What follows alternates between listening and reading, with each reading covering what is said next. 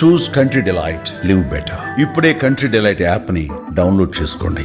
వనపర్తికి సంబంధించి తైలం రమేష్ అనే ఒక వ్యక్తికి మాజీ మంత్రి సింగిరెడ్డి నిరంజన్ రెడ్డి గారంటే విపరీతమైనటువంటి అభిమానం. అందుకోసం ఆయన అంటే నిరంజన్ రెడ్డి గారి పచ్చబొట్టుని తన గుండెల మీద వేయించుకున్నాడు. ఆ విషయాలేమీ నిరంజన్ రెడ్డి గారికి తెలియదు. కానీ అనుకోకుండా 3 రోజుల క్రితం అతను చనిపోయాడు. ఆ సందర్భంగా తన కార్యకర్త చనిపోయాడు, తన ఏరియాలోనే ఉండే వ్యక్తి కదా అని చెప్పి ఆయన చూడ్డానికి వెళ్ళారు. తీరా వెళ్ళిన తర్వాత తన అభిమానాన్ని అతని గుండెల మీద ఆయన ఫోటో చూసి ఆశ్చర్యపోవటం నిరంజన్ రెడ్డి గారు వంతైంది. అంతేకాదు, అనుకోకుండా నిరంజన్ రెడ్డి గారు అతను బ్రతికే ఉన్నాడని గమనించారు. అసలు అది ఎలా జరిగింది? ఆ తర్వాత అతన్ని రక్షించి హాస్పిటల్ అడ్మిట్ చేసి ఈరోజు అతను కోలుకునేందుకు కూడా కారణమయ్యారు. ప్రస్తుతం మనతో పాటు లైవ్ కాల్లో ఉన్నారు నిరంజన్ రెడ్డి గారు. ఒకసారి ఆయనతో మాట్లాడదాం, అసలు ఏం జరిగిందో ఆయన మాట్లాడుకుందాం. సార్ నమస్తే అండి. నిజంగా సార్, అభిమానం అనేది చూపించడం చాలా మంది చేస్తూ ఉంటారు, రకరకాలుగా చూపిస్తుంటారు తమ అభిమానాన్ని తనకి ఇష్టమైన వ్యక్తుల మీద, నేతల మీద.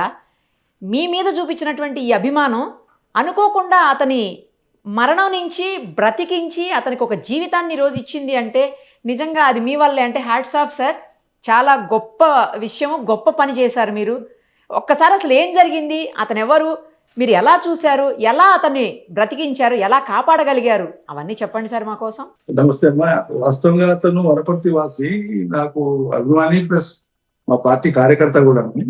అయితే ఆయన అక్కడ హైదరాబాద్ లో నివాసం ఉంటాడు. అంటే మా పాలమూరు జిల్లా వాడు మీకు కూడా తెలుసు కదా, చాలా మంది వ్యక్తిగతం కోసం పోయి అక్కడ స్థిరపడేటువంటి వాళ్ళు ఉంటారు. సో ఈయన అక్కడికి పోయి అక్కడ మౌలాలి, కుక్కట్పల్లి ఆ ఏరియాలో పని చేసుకుంటూ బ్రతికేవాడు. వాళ్ళు సిస్టర్ వాళ్ళు చెప్పినారు నాకు, మొన్న వచ్చినాడు సార్ అని. ఇది సండే నాటి జరిగిన ఘటన అయితే. అయితే ఆయన ఉండేది హైదరాబాద్. తైలం రమేష్ అంటే హైదరాబాద్ లో ఉండే తైలం రమేష్ గానే నాకు ఎరుక. నాకు అభిమాని, నా కార్యకర్త అంతా ఓకే. నాకు ఫ్రీక్వెంట్ గా మంత్లీ వన్స్ ఆర్ ట్వైస్ కలుస్తా ఉంటాడు హైదరాబాద్ లో కూడా. అయితే సండే రోజు జరిగింది ఏంటంటే, నాకు ఉదయం 10-11 గంటల మధ్యలో ఒక 2 ఫోన్ కాల్స్ వచ్చినాయి.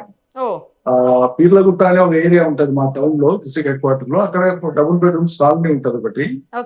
అక్కడ నివాసం ఉండేటువంటి వాళ్ళలో ఒక ఆయన రమేష్ అనేటువంటి ఆయన, తైలం రమేష్ అనే పేరు, చనిపోయిండు. ఇక్కడ వాళ్ళ బంధువులు ఎవరు కనిపిస్తలేరు, ఎవరు పక్క వాళ్ళు వీళ్ళు సహకరిస్తున్నారు, మీరు ఒకసారి వచ్చి చూసుకోండి సార్ అని చెప్పినారు. నేను ఈ రమేష్ అనేటువంటిది నా మైండ్ లో లేదు.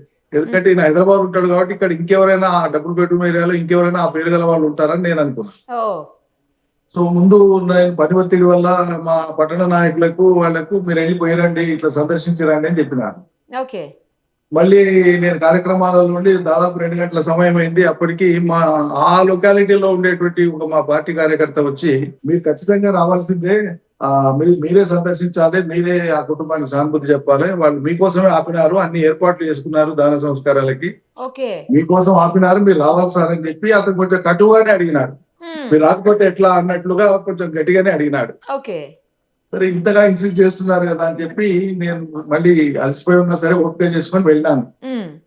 వెళ్ళే వరకు నేను మామూలుగా ఎక్కడైనా సరే దురదృష్టకరంగా ఏ రకంగా మరణాలు సంభవించినా అక్కడ పోతాం, సంతాపం ప్రకటిస్తాం, వాళ్ళకి ఏదైనా మనం చేయగలిగినటువంటి మాట సాయమో ఇతర సాయమో వాళ్ళ పరిస్థితిని బట్టి ఏదైనా చేస్తూ ఉంటాం సహజంగా.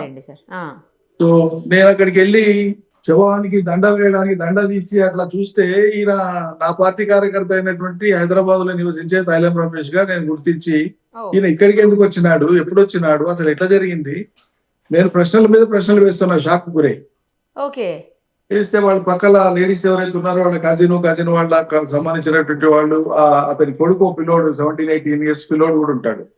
వాళ్ళందరినీ ప్రశ్నలు వేస్తా ఉంటే వాళ్ళు దుఃఖంలో ఉన్నారు, బాధలు ఉన్నారు, ఏడుస్తున్నారు. వాళ్ళు ఏదో చెప్తున్నారు, టిఫిన్ చేసినాడు, ఆ తర్వాత అలసట వచ్చి పడుకున్నాడు, మళ్ళీ లేవలేదు, చాలా ప్రయత్నం చేసినాము లేవలేదు, డాక్టర్ దగ్గర తీసుకెళ్తే లేడు, కాలం పైన చెప్పినారు, అందుకే మేము తీసుకొచ్చినాము అని చెప్తున్నారు.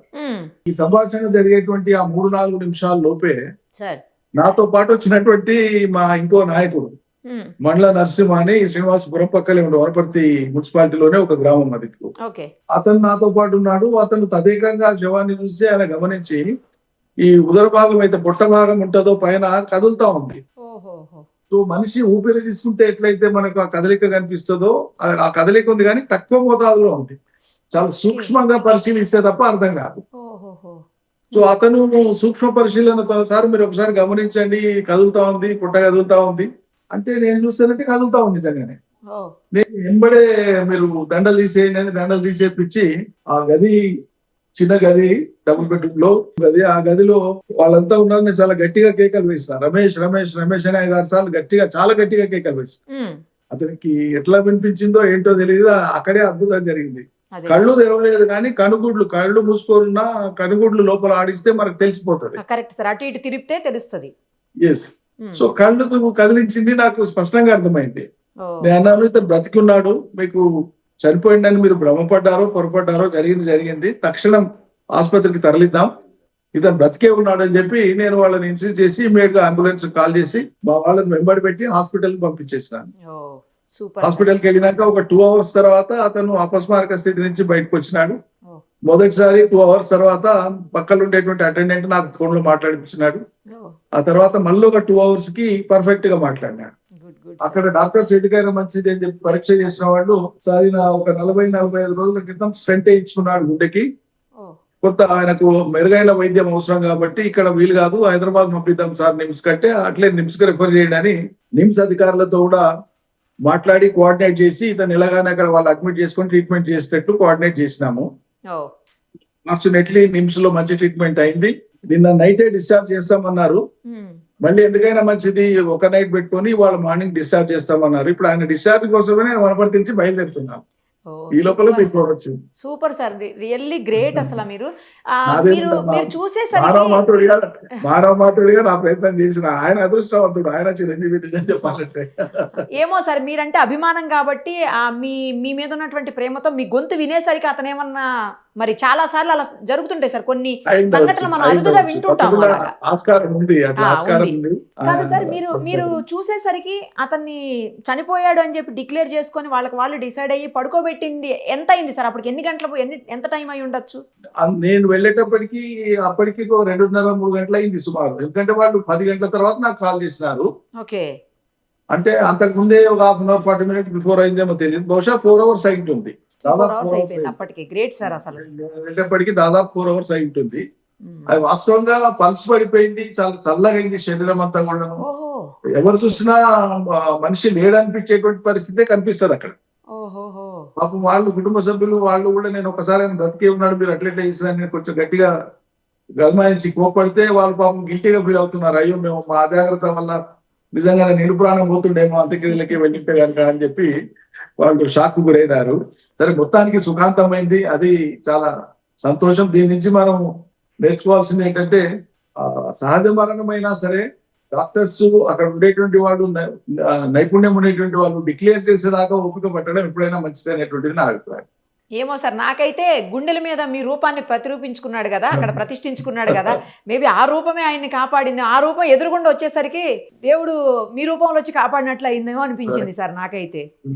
మా సగటు మనుషులు మానవ మాత్రం మనకి శక్తి ఉన్న మేరకు, ఆలోచన మేరకు, ఆ టైంలో మనం విచక్షణ పనిచేసిన మేరకు పనిచేసినాము. మిగతాదే ఆయన అదృష్టంగా భావించాలి. అసలు గ్రేట్ సార్, రియల్లీ నాకైతే చాలా బాగా అనిపించింది. న్యూస్ చూసిన వెంటనే మీకు కాల్ చేసి మీతో మాట్లాడాలని కాల్ చేసినాము. మీరు కూడా వెంటనే స్పందించి లైవ్లోకి వచ్చారు. Thank you sir. అతని మీద మీరు చూపించే అభిమానం ఎప్పటికీ ఇలాగే ఉంచండి. అతను ఎప్పటికీ కూడా అలా హ్యాపీగా ఆరోగ్యంగా ఉంటాడని ఆశిస్తున్నాం సార్ మేము కూడా. థ్యాంక్ యూ నిర్మల్ గారు. Thank you sir.